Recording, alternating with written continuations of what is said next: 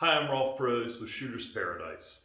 We spoke earlier about the three different stages of a self defense fight: the build up, the actual fight itself, and then the aftermath after that.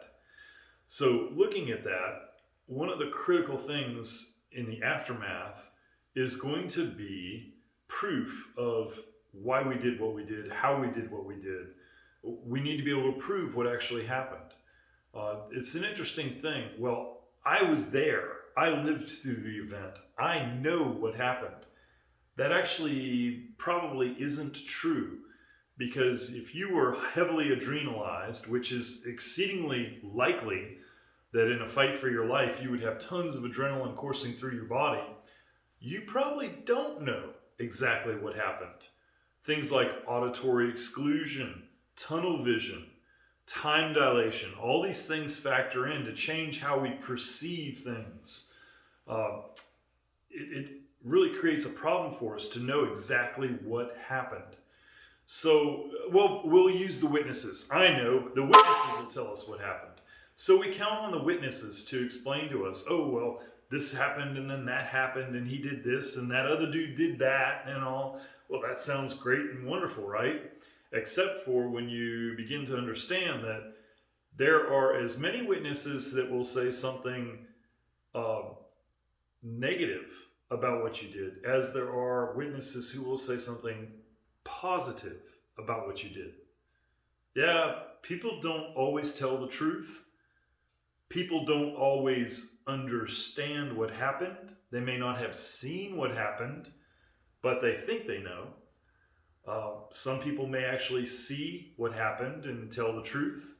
But so what we end up with, read appellate decisions, and you see time and time again that there were conflicting witness reports. So if I'm the one who actually was in the middle of the situation and I can't be sure that I know exactly what happened, and the witnesses tell us things that are contradictory, then how is the jury supposed to know what actually happened? Because that's their job. The jury's job is to determine what actually happened. Once we know exactly what actually happened, then it's easy to apply the law to it. So, what's the jury to do in this case where the witnesses are lying at they're lying and telling the truth, and you can't tell who's who and what's what, and the person who actually was involved in it doesn't know what really happened? Evidence is what's used to sort through all this. And so then the evidence will support one witness and it will refute another witness. And so evidence by itself can't do the whole deal.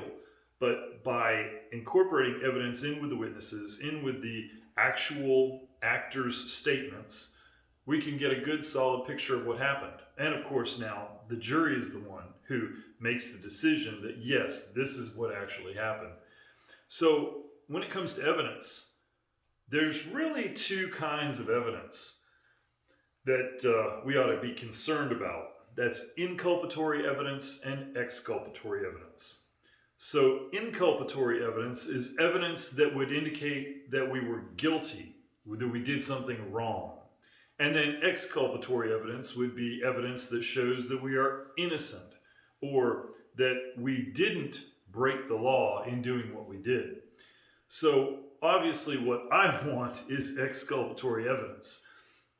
And of course, prosecutor is trying to dig up as much inculpatory evidence as it can. So looking at it from that perspective, it might be wise for me to think about the entire event from the very beginning of the build up to the event, the actual fight itself, which is a very small piece of time, and then the huge aftermath afterwards. It might be wise for me to think about this stuff and to think, if my door is locked and they have to break the door down to get into me, that will produce evidence that I didn't go looking for trouble. You see, these things can be pretty valuable to us. It would be worth spending some time thinking about what can I do around my house that would help investigators, police, and responders, everybody who's going to show up on the scene, to see that I'm actually the good person. It'd be worthwhile for me to do that ahead of time and give that some thought. And I'm not talking about manufacturing evidence or anything like that. I'm just talking about how you live your life. Lock your doors, lock your car doors, things like this.